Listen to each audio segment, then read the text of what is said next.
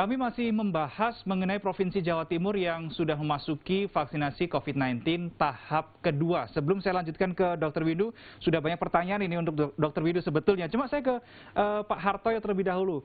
Pak Hartoyo, kalau kemarin kami pantau pada saat proses vaksinasi COVID-19 berjalan di Polrestabes Surabaya, Anda sebagai salah satu pihak yang juga turut divaksin. Mungkin bisa berbagi pengalaman, Pak Hartoyo, bagaimana kemarin saat menjalani proses vaksinasi?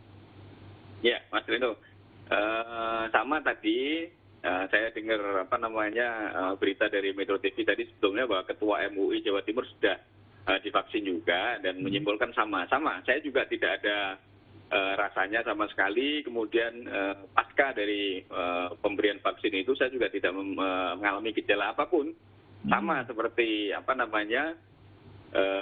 kondisi yang sebelum dilakukan vaksin. Justru setelah dilakukan pemberian vaksinasi, saya observasi tidak sampai 30 menit, kemudian melaksanakan aktivitas seperti biasa sampai malam hari.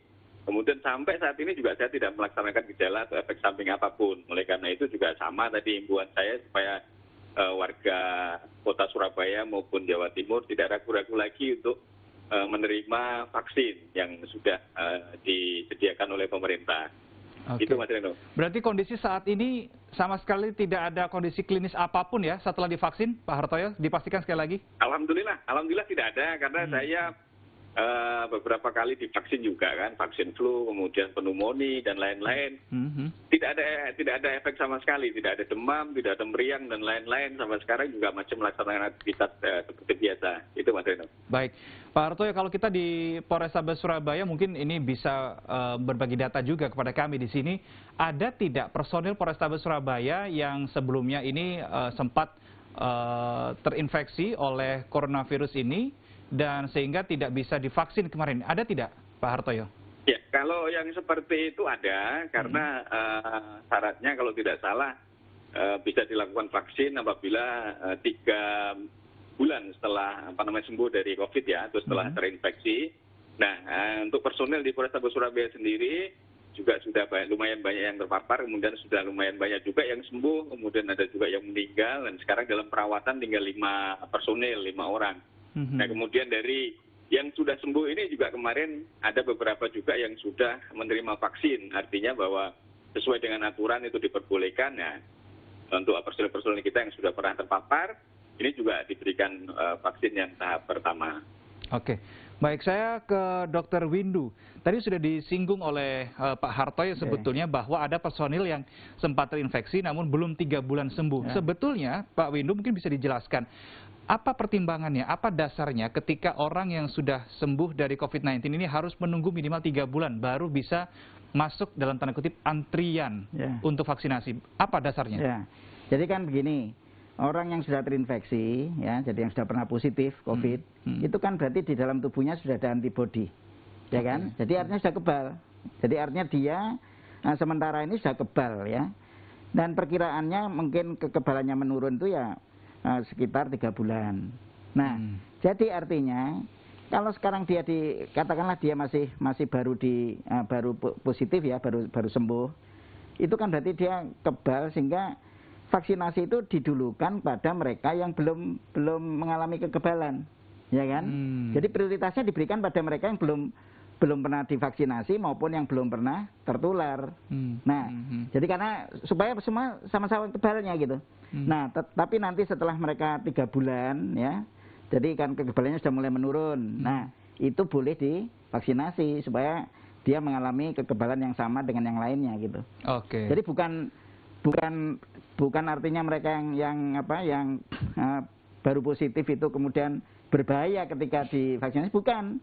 Tetapi karena mereka sudah kebal, sehingga tunggu dulu sampai mereka kekebalannya menurun baru divaksinasi. Jadi artinya giliran diberikan pada mereka yang belum kebal tadi. Gitu. Oke, menarik ketika kita berbicara soal kekebalan, Dr. Windu.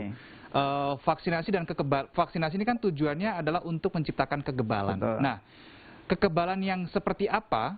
Apakah ini juga sama dengan mereka yang merupakan penyintas COVID-19 ketika sudah mendapatkan divaksin ini? Apakah kekebalannya setebal mereka yang sudah pernah terkena COVID-19? Ya mirip ya. Cuma kan mereka yang divaksinasi kan dosisnya jelas ya, dosisnya itu terukur. Tetapi kalau yang terinfeksi ya secara alamiah itu kan antar orang berbeda-beda, ya toh. Ada virusnya yang cuma sedikit masuk, maka kekebalannya tidak setinggi mereka yang lebih banyak gitu ya. Jadi yang lebih berat gejalanya itu sebetulnya kekebalannya kalau dia selamat lah ya, jadi yang dalam selamat. Kalau dia selamat itu kekebalannya lebih tinggi. Nah, jadi tidak terukur lah. Lain dengan yang memang sengaja diberi vaksinasi itu terukur. Nah, jadi tapi tingkat kekebalannya itu artinya sama-sama kebal. Hanya kekebalannya tidak bisa tidak terukur pada mereka yang mendapatkan infeksi secara alamiah. Jadi berbeda-beda gitu loh, ya. Beda dengan yang divaksinasi secara buatan. Untuk kadar kekebalannya atau tingkat kekebalannya apakah sama-sama ya kurang lebih 3 bulan atau berbeda-beda? Ya, ini gini.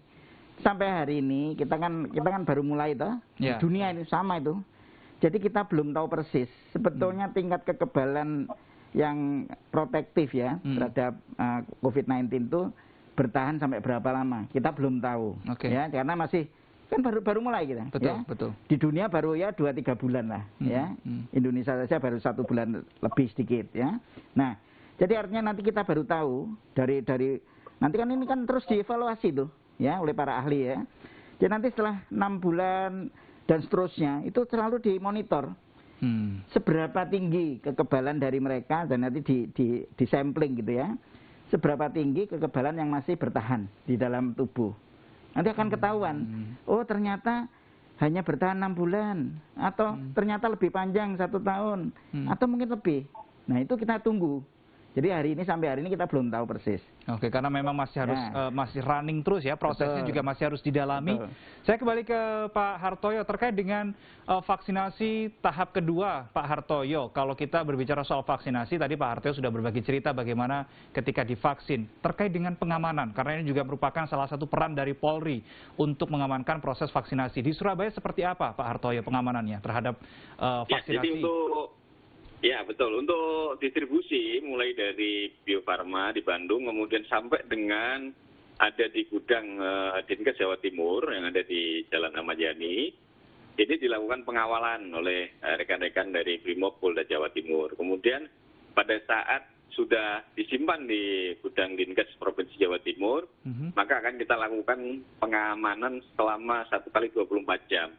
Sampai kemudian akan didistribusikan ke kota dan kabupaten yang ada di seluruh Jawa Timur.